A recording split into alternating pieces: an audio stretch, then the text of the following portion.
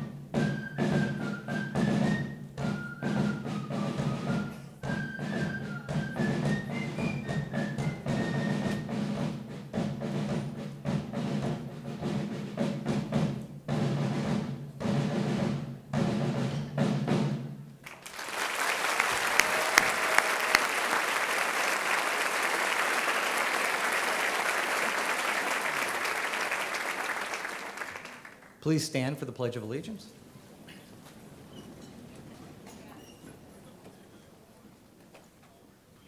I pledge allegiance to the flag of the United States of America and to the republic for which it stands, one nation, under God, indivisible, with liberty and justice for all. Thank you. Please be seated.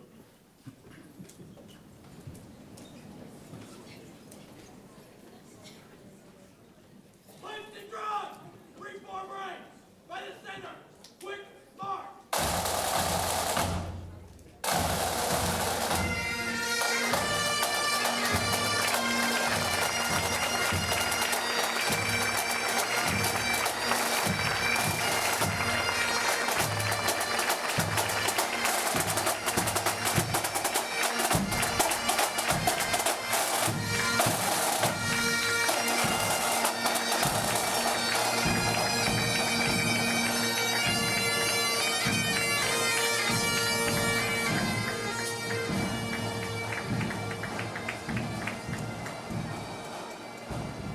Thank you to our Liberty and Freedom Band members, Mr. Long and Mr. Moran. We have to be the only district in the country. I'm sorry, I have to let Freedom go, but I want to note that I think we have to be the only district in the country that reenacts the American Revolution at Convocation every year. So, Freedom, thank you.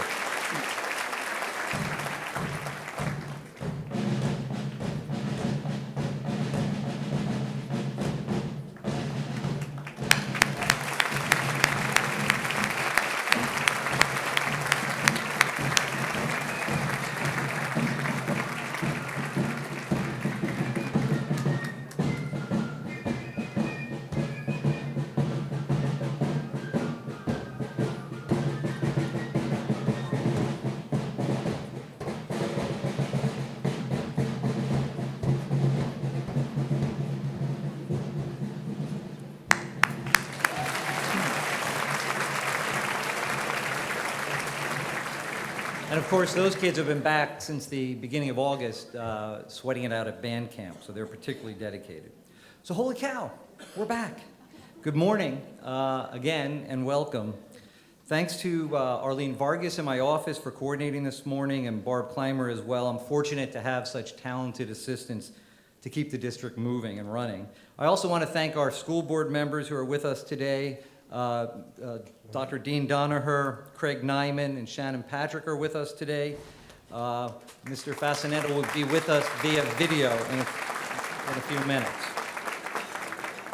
I should say not live video, though, taped. We start each year, the last couple of years, by recognizing several special teachers who are receiving the Best Teacher Awards. As usual, we have Mr. Bernie Story from the Lehigh Valley Community Foundation with us to present the awards. Welcome, Bernie.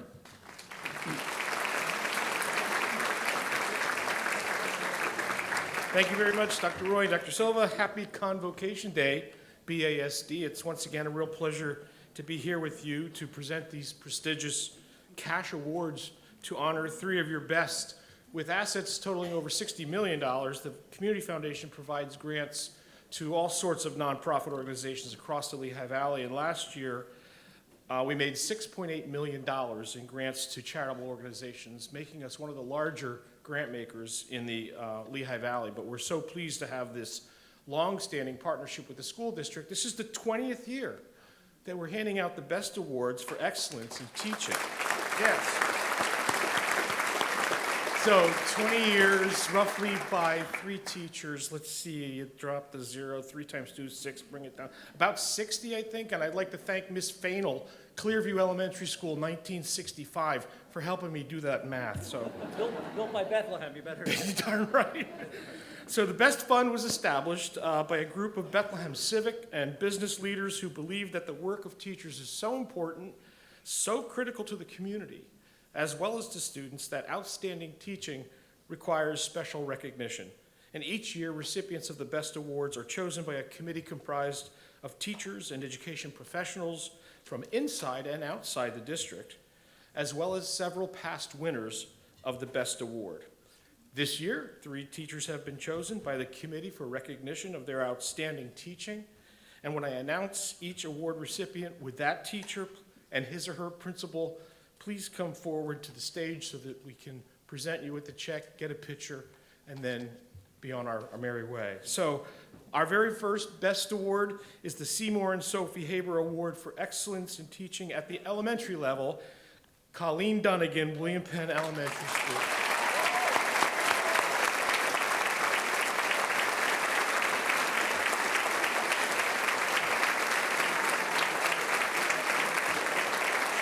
Her nominations included this statement: Colleen has shown professionalism and dedication in making sure all students read by grade 3. She shares her love for reading each day with the students, and she finds innovative ways to motivate them and keep them focused on learning. Congratulations, Colleen.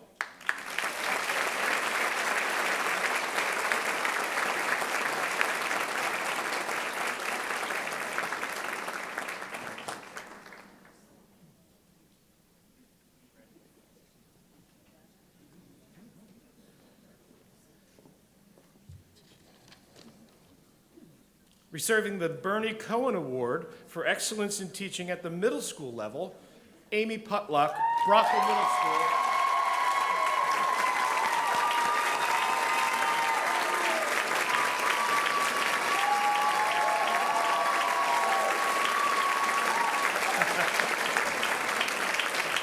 Whether she's teaching her students how to read music, play guitar, play the piano, or sing, she instills a love of music that will support her students through their musical journey beyond their years at Brockville. Congratulations, Amy.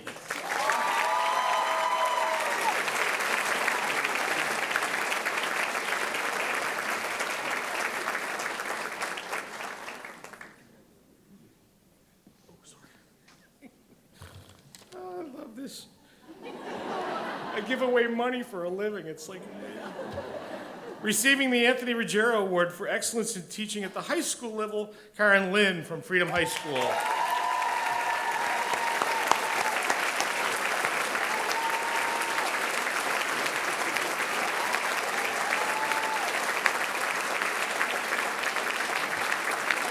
Karen is a genuinely caring person who wants to see her English learning students afforded the same opportunities as every other student at Freedom, regardless of their level of English, their native language, or their legal status. Karen teaches students how to navigate their new education system and community. You've got a great one in Karen. Congratulations.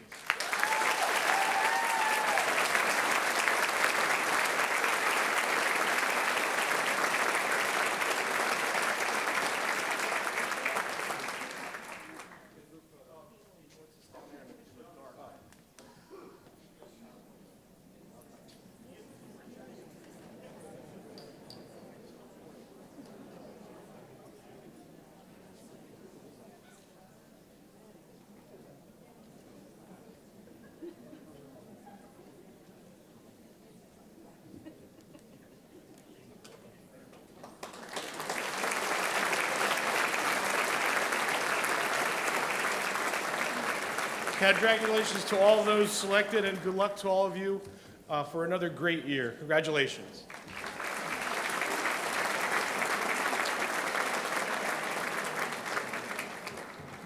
Thank you, Bernie, and congratulations to our Best Award winning teachers. Lots of things go on in the district, but the thing that counts the most is what the teachers do with the children. So congratulations to our award recipients. There's someone missing from the stage this morning. Mr. Fascinetto could not be here. However, he did do a video, which means several things. I control it now. I can edit it. I can shorten it. Who's running it back there? Marie Bachman? This means cut it. Okay? But Mike, it's actually, as you might expect, it's very good and funny. So let's get a welcome from Mike Fascinetto, our board president.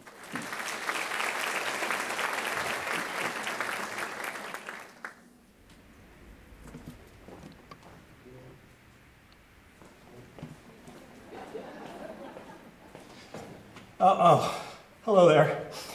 Hey everyone, I guess this is where I'm supposed to welcome you to the 2019-2020 school year.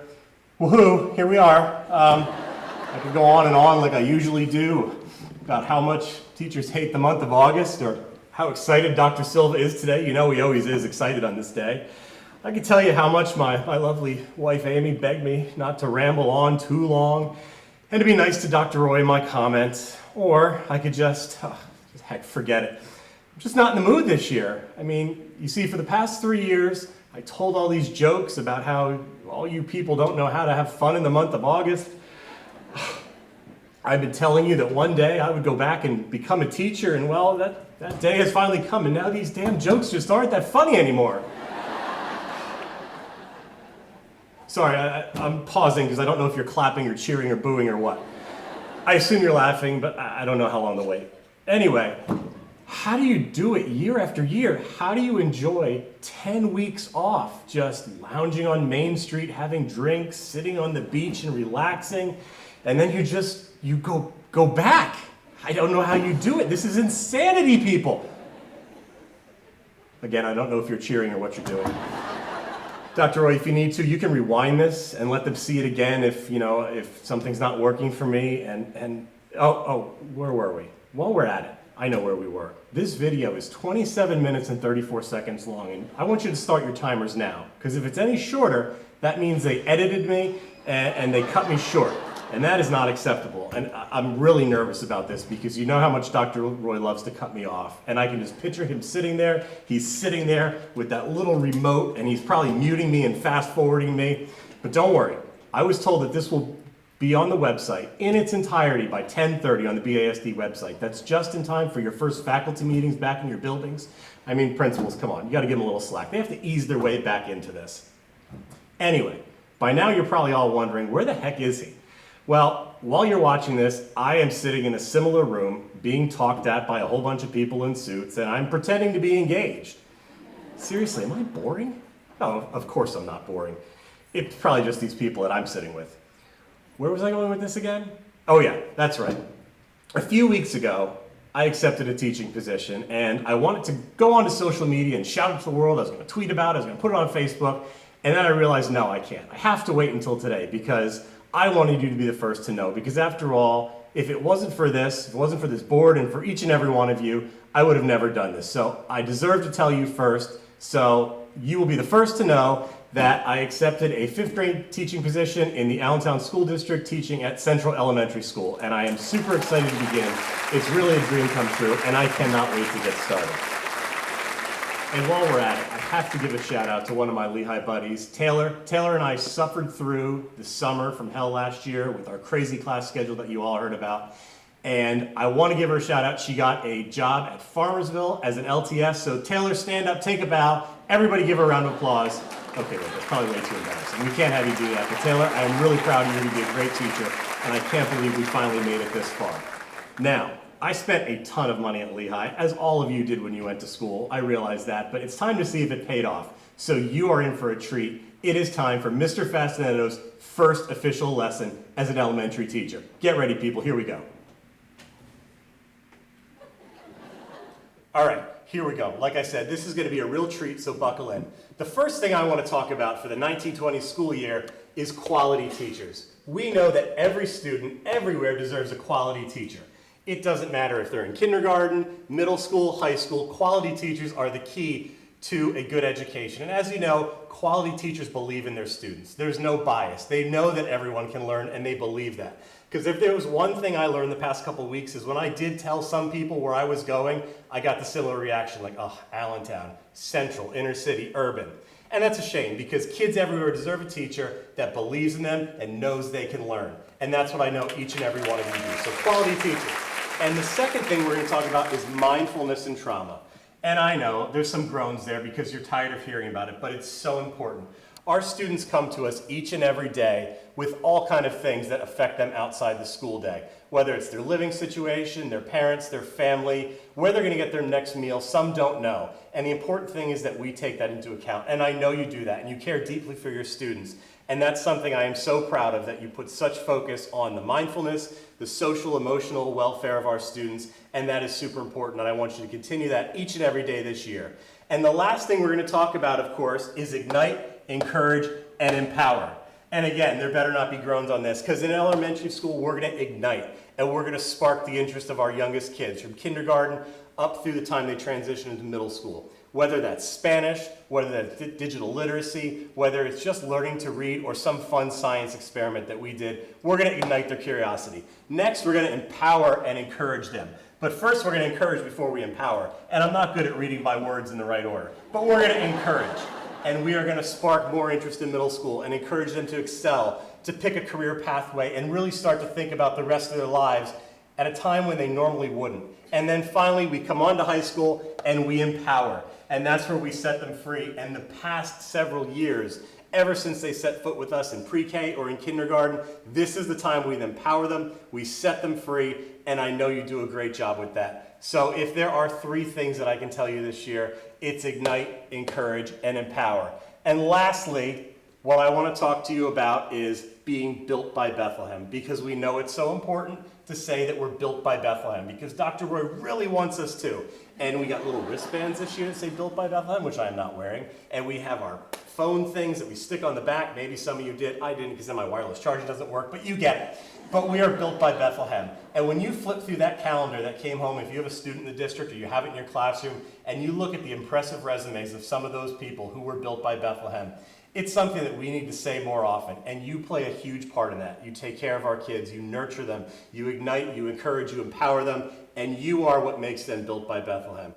And lastly, I want to draw this on the whiteboard for you. Now, you know, I'm left-handed and I can't use whiteboards, and that's the one thing Lehigh didn't teach me, but I'm going to try. I want to say thank you. I want to say thank you on behalf of the board and everybody involved for all you do for our students each and every day. You truly make them what they are. You truly make them built by Bethlehem. I want you to have a great year. Go out there and make us all proud. Thank you and have a great year.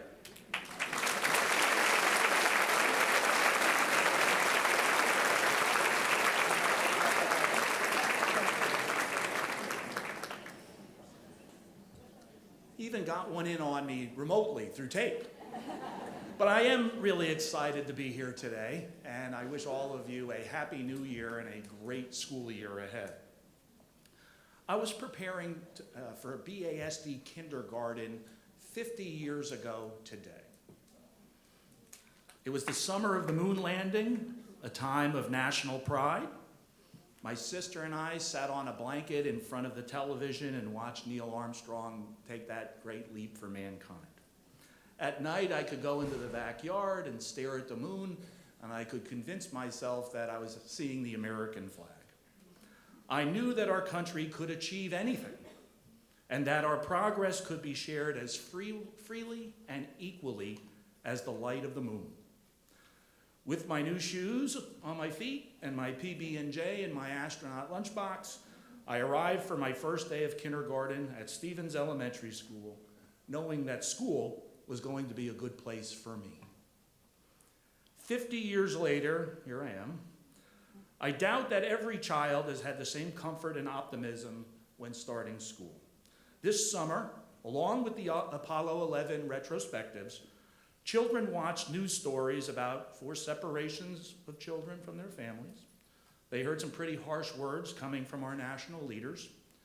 And just think of Bethlehem's 5-year-old sitting in front of the television, wondering if this community was for them and their families. That is what too many of our students are carrying with them as they pass through our school doors on Monday. They're afraid. They don't know. What does that mean for us? Mr. Fascinetto gave us an insight. Allow me to elaborate. Students have to be able to understand and rule their emotions unless we want their emotions to rule them and us. We must have explicit instruction of social emotional learning with interventions, just like we have explicit instruction of reading with literacy interventions. They need that type of scientific support. Resilient Lehigh Valley, an important organization, has led the science in this area. The science is clear. When children who live with adverse childhood experiences are triggered, they respond with fight or flight behaviors that require our calm and our patience, not our defensiveness. Regulation techniques help students make sense of their emotions, reestablish their executive functioning, and allow them to address and restore the learning environment in the classroom. No code of conduct or number of discipline referrals can adequately address the complexity of a child with trauma. Only a professional teacher with that mindset, expertise, and willingness to establish strong relationships can build that resiliency. Our students need to show them that we'll be there for them when they are at their worst and when they're at their best. Let's hear a message from some familiar faces in the Bethlehem Area School District.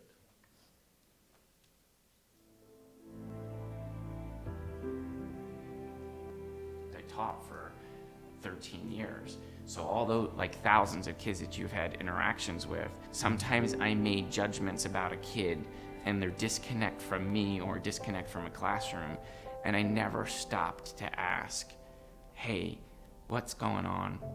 When you ask those questions and you find out, and then sometimes you look at a kid and you're like, wow, you're here today, and I'm so proud of you that you're here today. And then some kids will look at you and go, because this is the best place to be, and I'd rather be here than what I have to deal with when I'm outside of school. Students who are struggling with something may explode in school or may shut down in school. And many of those students, it's because things are happening in their lives. It could be at home, it could be in the community. I remember, like it was yesterday, going out to Pittsburgh to a college fair, and we had red bags that we gave them. They left the bags, and I asked the student, why did you leave your bag? And they said, because we live in CRIP territory. I had another girl that wrote, I have moved 7 times in 7 years. I have learned to not exist. You cannot see inside a human's brain. And when you cannot see inside a human's brain, we make assumptions that a behavior is deliberate, when sometimes the child has got so much stress that their brain has been wired differently. We know that exposure to adverse childhood experiences reshapes the brain in some really critical ways. Parts of the brain that are responsible for decision-making, regulation of emotion and behaviors, parts of the brain that are responsible for attention. And so when these parts of the brain are influenced in these negative ways, it could have potentially much more negative effects than when trauma is experienced by an adult. What we identified at our United Way was at the root cause of all those difficult, complex social problems that we were addressing is exposure to childhood trauma.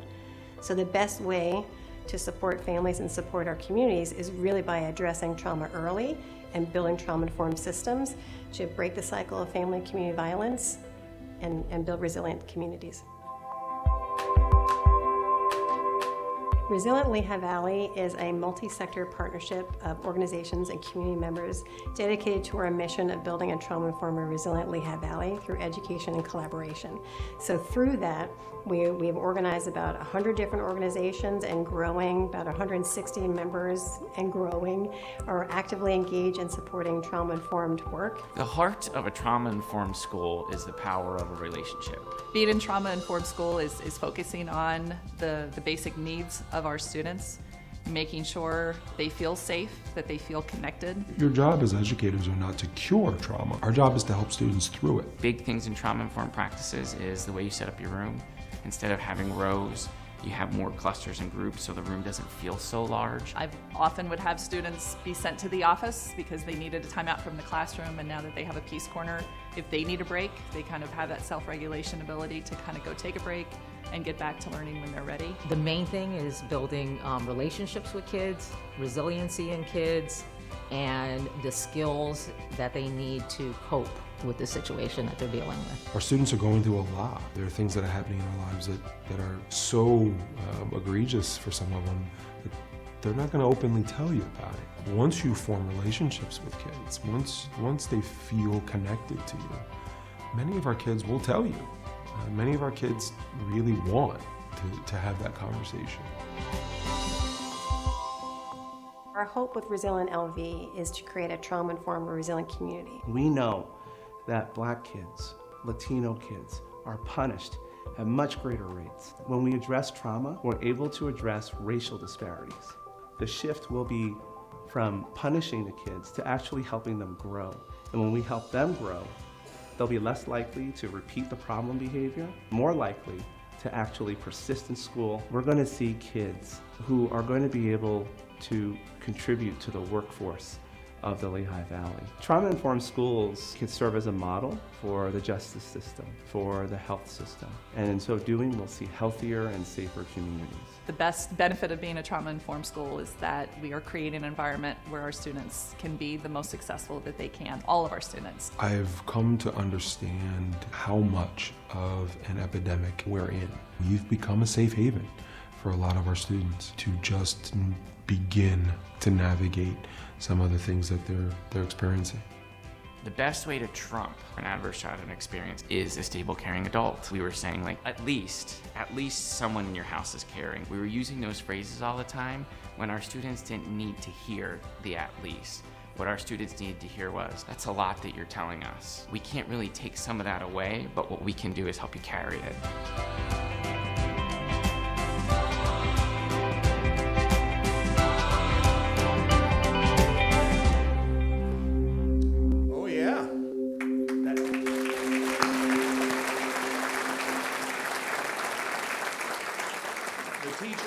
principals and community partners who were featured in that video have really been leading the district's work and leading the community's work in trauma-informed schools. So congratulations to them. Your leadership is much admired. If we move to our next slide, we can talk about the academic goals of our system moving forward, our most important enterprise. Because once a student is ready to learn, we must provide them with high expectations and high levels of scaffolded supports in our classrooms. Gone are the days when we lower and provide core instruction that is below grade level in order to make students experience what they thought was success. Gone as well are the days when the scaffolding needed to demonstrate grade level mastery is farmed out to an intervention section or some alternative service that never seemed to close that achievement gap. The best person to assure a student's success is you, their classroom teacher. The best person to assure that strength makes the magic happen in their core instruction. That magic includes evidence-based curriculum, responsive assessments, available technology, and the artful touch of the teacher. Our core reading instruction has improved dramatically over the past 3 years. It has been amazing to see. It's been recognized throughout the Lehigh Valley and across the country. And you're giving students who are now reading at grade level the greatest gift you can give them, the ability to read to learn, something that they'll carry forward with themselves subsequently in every grade and throughout the rest of their lives. Let's keep building upon that success in their subsequent grades. Next slide, please. After students have secured their foundational skills, we've encouraged and empowered them to do challenging and meaningful work. You've heard me many times talk about the 4 C's, but in Bethlehem, we're too big, we need 5 C's, with the 5th C being citizenship, which helps give the context for the communication, collaboration, creativity, and critical thinking that we practice in our classrooms. We empower them by supporting their voice, giving them agency and choices in their learning, and equipping them with the tools of modern learning. Let's take a look at BASD Empower.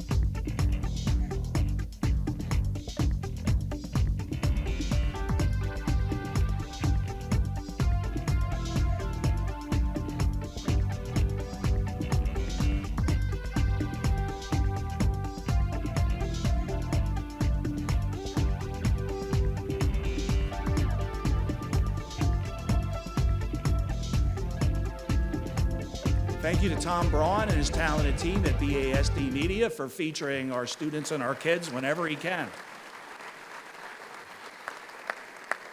With that, our core curricula, our expansive partnerships, and robust digital ecosystem is making it possible for students to do meaningful community-building work. We're taking the next step in supporting the learner-centered environment by issuing all students in grades 8, 9, and 10 a Chromebook that they will be used to be able to blend their instruction, on-wall learning, and turn over powerful communication and creation tools 24/7. We're working with city representatives, community leaders, and business organizations to close the digital divide that affects far too many students and their families at home. With 5G technology just around the corner, we must commit to make the digital age a reality for every person. Thank goodness that school quality is no longer officially determined by narrow state test results. In turn, our challenge now is to show that students we graduate have truly achieved college and career readiness. The readiness is cultivated in courses and experiences in our 6 pathways. We're blessed to do our career pathway work in the Bethlehem community with such a long history, proud identity, beautiful diversity, and endless opportunity. You all have that community and those partners behind you, supporting you. Our community believes in you. You become part of families other than your own when you're a teacher in Bethlehem. Those families are counting on you to address barriers of poverty, discrimination, and neglect, and to do great things collectively that they could never do for their children themselves. They want us to be the best selves for their children and for our own children. In Bethlehem, we accept everyone. We don't have to hold back anyone or tell anyone to go away. Quite the opposite. We open our doors and welcome you for who you truly are. We love our community and we love our kids. It's an honor to serve them. So please accept my best wishes and commitment to have a successful and rewarding school year. And it's now my pleasure to introduce our superintendent, Joseph Roy, who will expand on that idea of equity and opportunity for all students.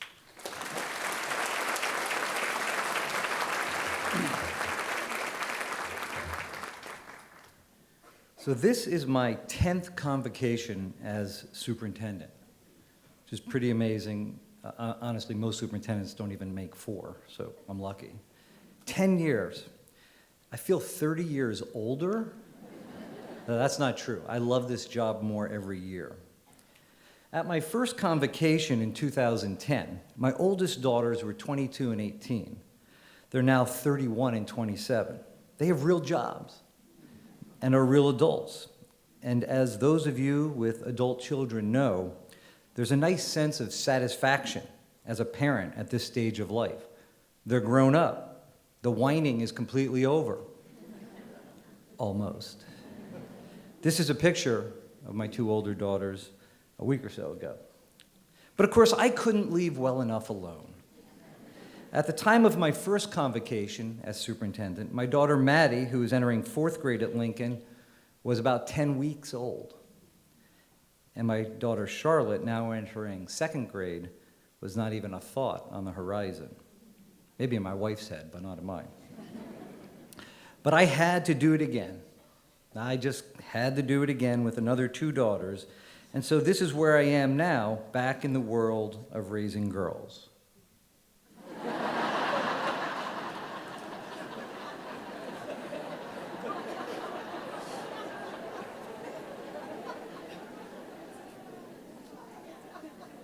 Mrs. Johnson, 2nd grade Lincoln, good luck. Mrs. Lyons, 4th grade Lincoln, good luck.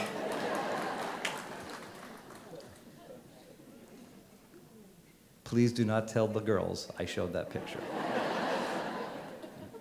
That would be a major issue. I'm incredibly proud of every one of you. The work you do each day to teach and to grow the young people of Bethlehem is amazing. You inspire me. This place is special because of you. Together, we have moved this district to once again being viewed as a leader in the state for our literacy instruction, for trauma-informed education, for our instructional technology tools, for our community schools, for our financial responsibility, and even for the environmental efficiency and sustainability of our buildings. You have made this district well-respected and admired once again. Of course, we still have many challenges ahead, but we didn't come to BASD because it's easy. We came to make a difference. The other weekend, I started working on my remarks for this morning. My wife, Anne-Marie, who many of you know, asks me, "What are you focusing on this year?" And I tell her, I feel like I have to speak to the faculty about how our students will be impacted by the blatant racism we're witnessing in our country. It's a heavy topic. Anne-Marie looks at me and says, "So what are you going to say about me?" I say, I'm not sure how that fits in with such a serious topic, so I'm just going to jam it in now. As all but the newest teachers know, Anne Marie continues to be your biggest advocate for snow days. She has expanded it last winter so that now, after I agonize over making the call for a snow day, before I've even relaxed from that, her next question is, what about offices? Are you going to close offices? So she's still out there for you. So all our teacher friends in the audience, Tracy, Candy, Amy, Danielle, Eric, Sarah, Dan, Megan, Jeremy, the list gets longer every year. Please text Anne-Marie and tell her I mentioned her. And again, Lincoln teachers, do not tell Maddie and Charlotte I showed the picture. All right, let's switch gears and get some serious here. The title of my remarks is, I'm Not Racist. I'm going to talk bluntly about a topic we usually try to avoid. I'm going to talk about race, about the color of people's skin and what it means in our society and why, as educators, we're obligated to do more. In my remarks this morning, when I say we, I'm mostly referring to the white people in this room. I recognize that there are many types of hate and hate speech out there, including around religion, including around LGBTQ issues. My focus this morning is on race. My goal is for you to leave this morning understanding why saying I'm not racist is not good enough in today's highly charged racial environment, and for you to begin to understand and to think about how you can be anti-racist. Over the past couple of years, white nationalist, white supremacist violence against people of color, immigrants, Jews has increased significantly. The language used to describe immigrants, vermin, animals, infestations, rapists, whole countries. This rhetoric in our national dialogue has taken an increasingly racist turn. This is the easy to see racism. But we also need to learn and think about systemic racism that we don't often notice, particularly as white people. As an overwhelmingly white professional staff of educators in BSD, we need to engage this issue to serve our students and to make them feel safe, to show them we stand against racism. So I'm going to put down a few markers this morning for us and for some expectations, because I feel a duty to reassert what public education stands for, what this community and country stands for. I feel a sense of duty to do this. So let me start with Emma Lazarus's 1883 sonnet, The New Colossus, which is the poem inscribed at the base of the Statue of Liberty. Not like the brazen giant of Greek fame with conquering limbs astride from land to land.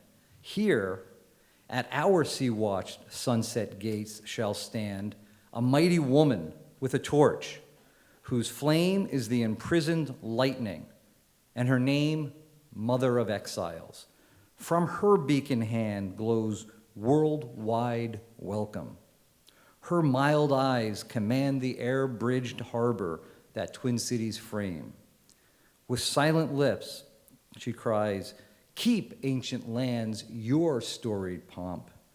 Give me your tired, your poor, your huddled masses, yearning to breathe free. The wretched refuse of your teeming shore, send these, the homeless, the tempest-tossed to me. I lift my lamp beside the golden door. The core values of our country are reflected in that poem. This is what you do every day.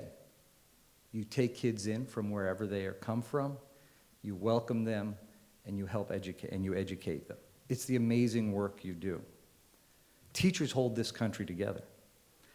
Still, we have to remember that 450 years ago, the first enslaved Africans were sold here.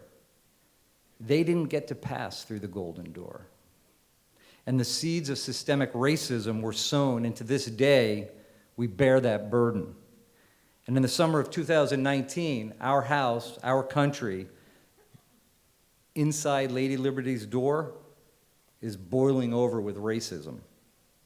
I think what pushed me over the edge, making me realize I have a duty, a moral duty to reassert what our countries and our schools stand for, occurred when I heard, "Go back where you came from." About 4 duly elected U.S. Congresswomen, members of Congress, go back where you came from. And chants at a political rally, "Send her back, send her back," aimed at a U.S. Congresswoman who's a naturalized American citizen and a Muslim. The message is loud and clear. If your skin is not white, if your skin is brown or black, you don't belong here. My thoughts turn to our students, the 8,000 students of color. My God, what must they and their parents be thinking? What do we have to do in response? And I knew, as most big social issues, the job fell to public schools, because that's the job we do. Equity has always been a driving force in my work as a leader, but I knew I needed to learn more and to do more. Take a look at this short video on systemic racism, and thanks to Tori for sharing it with me. This is Jamal. Jamal is a boy who lives in a poor neighborhood. He has a friend named Kevin, who lives in a wealthy neighborhood. All of Jamal's neighbors are African American, and all of Kevin's neighbors are white. Because Jamal's school district is mostly funded by property taxes, his school is not very well funded. His classrooms are overcrowded, his teachers are underpaid, and he doesn't have access to high-quality tutors or extracurricular activities. Kevin's school district is also funded by property taxes, so his school is very well funded. His classrooms are never crowded, his teachers are very well paid, and he has access to high-quality tutors and lots of extracurricular activities. Kevin and Jamal live only a few streets away from each other. So how come they're growing up in such different worlds with such different opportunities for success? The answer has to do with America's history of systemic racism. To understand it better, let's look at what life was like for Kevin and Jamal's grandparents. Decades after the Civil War, many government agencies started to draw maps dividing cities into sections that were either desirable or undesirable for investment. This practice was called redlining, and it usually blocked off entire black neighborhoods from access to private and public investment. Banks and insurance companies used these maps for decades to deny black people loans and other services based purely on race. Historically speaking, owning a home and getting a college education is the easiest way for an American family to build wealth. But when Jamal's grandparents wanted to buy a house, the banks refused because they lived in a neighborhood that was redlined. So Jamal's grandparents were not able to buy a home, and because colleges could prevent them from attending through legal segregation, their options for higher education were really scarce. Kevin's grandparents, on the other hand, got a low-interest loan to buy their first house and got accepted into a handful of top universities, which traditionally only accepted white students. This opened up a wealth of opportunities that they were able to pass on to their kids and grandkids.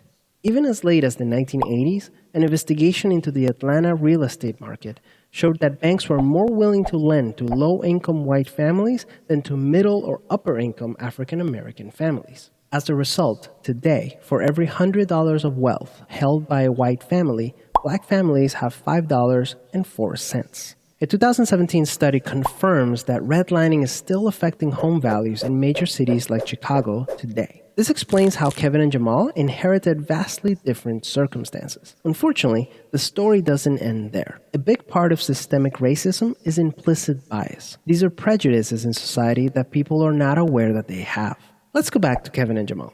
Against all odds, Jamal manages to be the only student from his high school to get accepted into a great university, the same one that Kevin and his high school friends are attending. But after Kevin and Jamal both graduate, Jamal notices that his resume isn't drawing as much interest as Kevin's, even though they graduated from the same program with the exact same GPA. Unfortunately for Jamal, studies show that resumes with white-sounding names get twice as many callbacks as identical resumes with black-sounding names. Implicit bias is one of the reasons why the black unemployment rate is twice the rate of white unemployment, even among college graduates today. you can see evidence of systemic racism in every area of life. The disparities in family wealth, incarceration rates, political representation, and education are all examples of systemic racism. Unfortunately, the biggest challenge with systemic racism is that there's no single person or entity responsible for it, which makes it very hard to solve.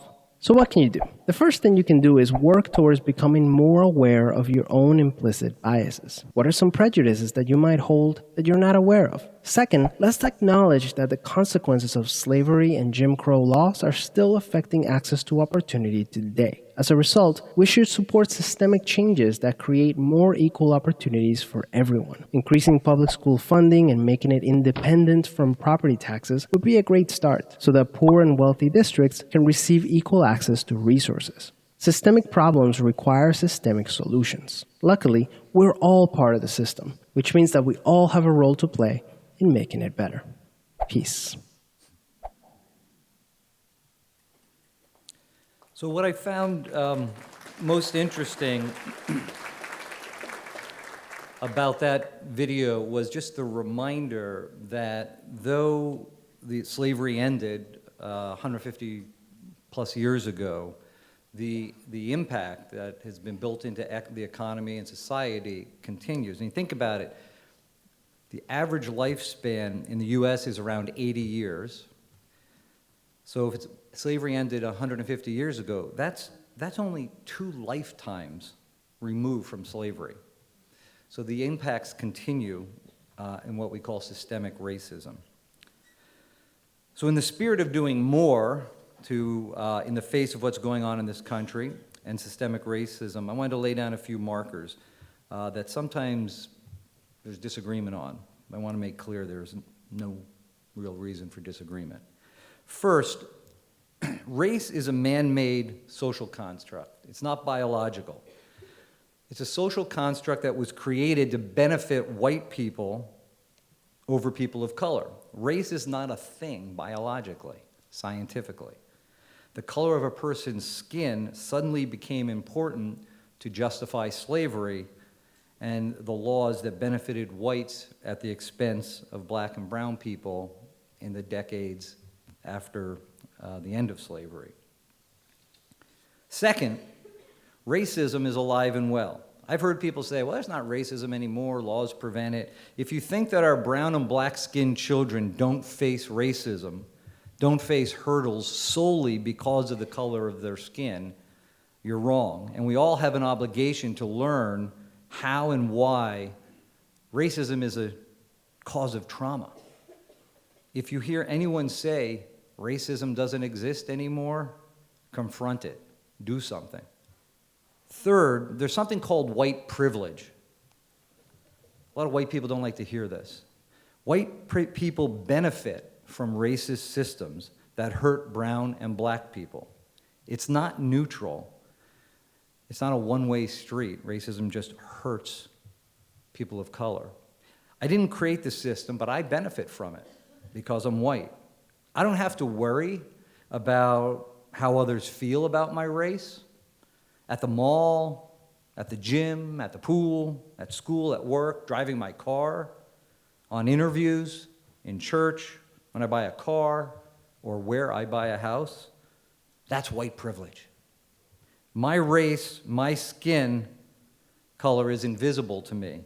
Our society is structured in a way that being white affords me privilege, social and economic, that my brown and black friends, neighbors, and colleagues just don't enjoy. So if you hear someone say white privilege is not a thing, you can tell them that that's just flat out wrong. Push back. Do something. Fourth, there's something called white solidarity. This is interesting, I think. There's this unwritten code that a white person can make a racially insensitive remark to other white people with little risk of being confronted. We've all been in that situation. And we probably all have regrets about not speaking up at that moment that a racially insensitive remark was made. We're caught off guard. We don't want to cause an argument or create a scene, right? I think we've all been there. I know I've been there. But white solidarity allows racist remarks to go unchallenged. If someone makes a racially inappropriate remark in your presence, call them on it. Commit to saying something. Do something. Fifth, there's this concept of white fragility. That is, white people are fragile and sensitive when it comes to talking about race. We're afraid we'll inadvertently offend people. We're afraid we will be perceived like we understand racism in a way that we couldn't possibly understand. But we're easily offended because none of us want to be viewed as a racist. And if we're ever challenged, we say something and we say, that's racist.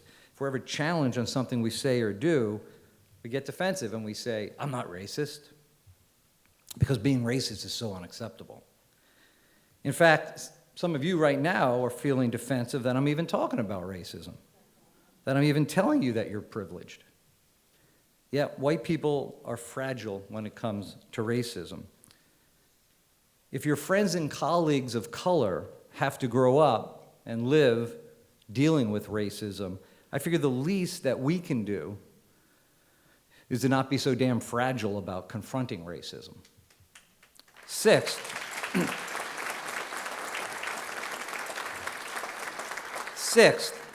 reverse discrimination and reverse racism are not a thing. They don't exist. Racism means one group holds social and economic power and political power, and one group does not. One group wields that power to the detriment of another group. If you're a part of the group with power, by definition, you can't be the victim of racism. Does that mean white people don't face incredible challenges, poverty, and unfair situations? No, of course not. Many people in this room have amazing personal stories of overcoming obstacles. But if you're white, it does mean you still benefited from white privilege. And it also means you didn't have to deal with those challenges in addition to the challenge of racism. So if you hear someone say, oh man, and I've heard this many times around hiring, white people are discriminated against nowadays when they apply for jobs because minority candidates are favored, not true. Challenge that. There is zero research showing that is true. Zero. Don't be afraid. Challenge it. Do something. So why is saying I'm not racist just not good enough anymore?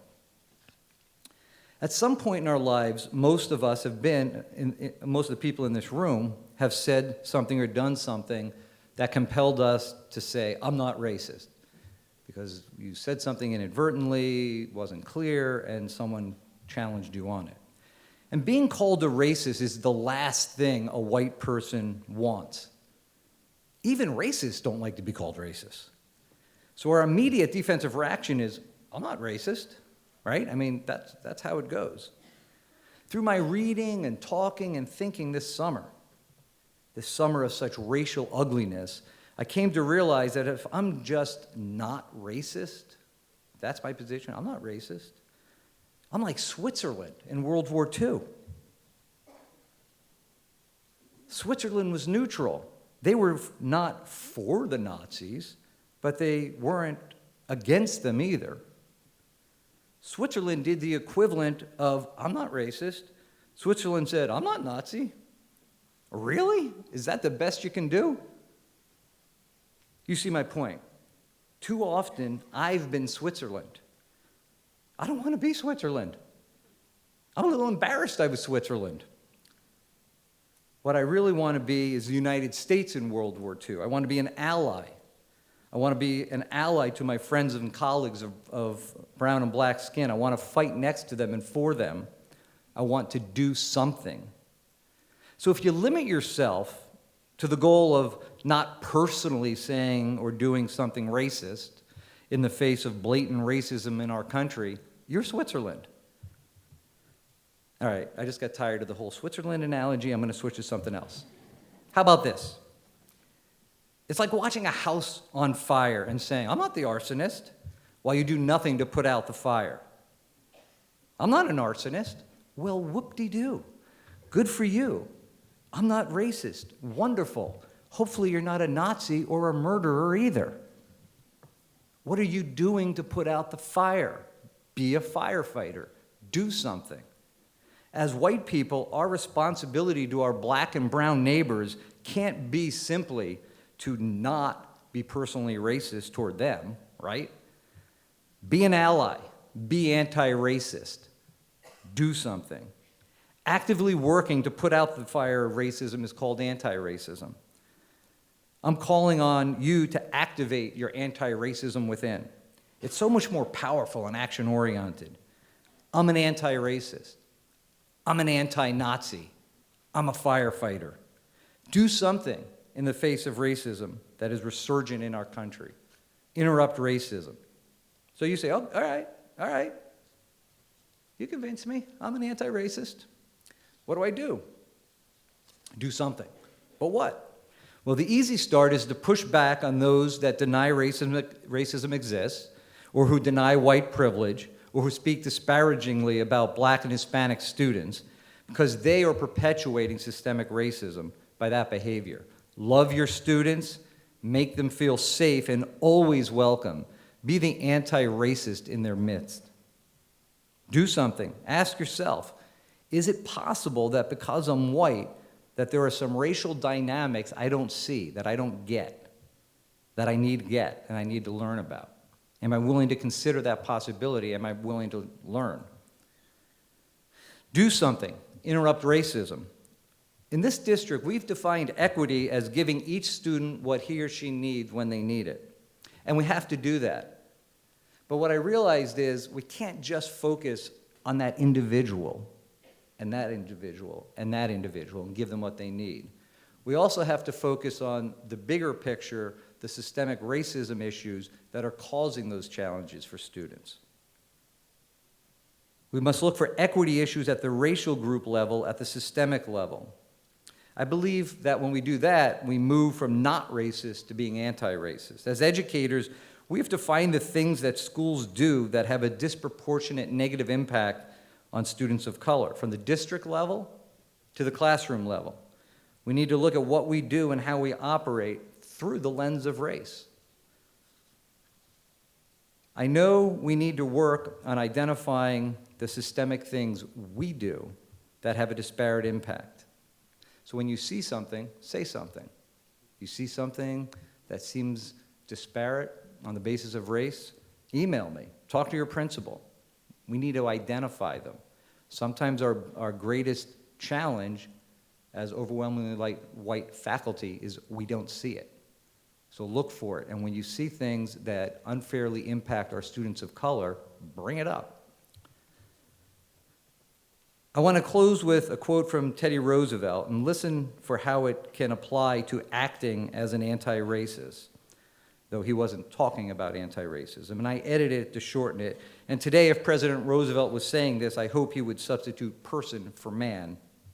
But it's, quote, "The credit belongs to the man who spends himself in a worthy cause, who at the best knows in the end triumph of high achievement, and who at the worst, if he fails, at least fails while daring greatly, so that his place shall never be with those cold and timid souls who neither know victory nor defeat." Our worthy cause today is anti-racism. Our students cannot afford for us to be cold and timid souls. Do what you do. Take care of your kids. Lift them up. Value them, even when it feels the nation does not. Be anti-racist. And for God's sake, don't be Switzerland. Thank you.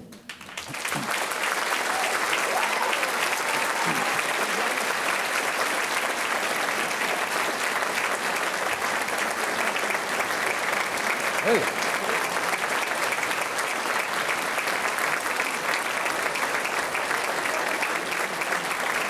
Thank you.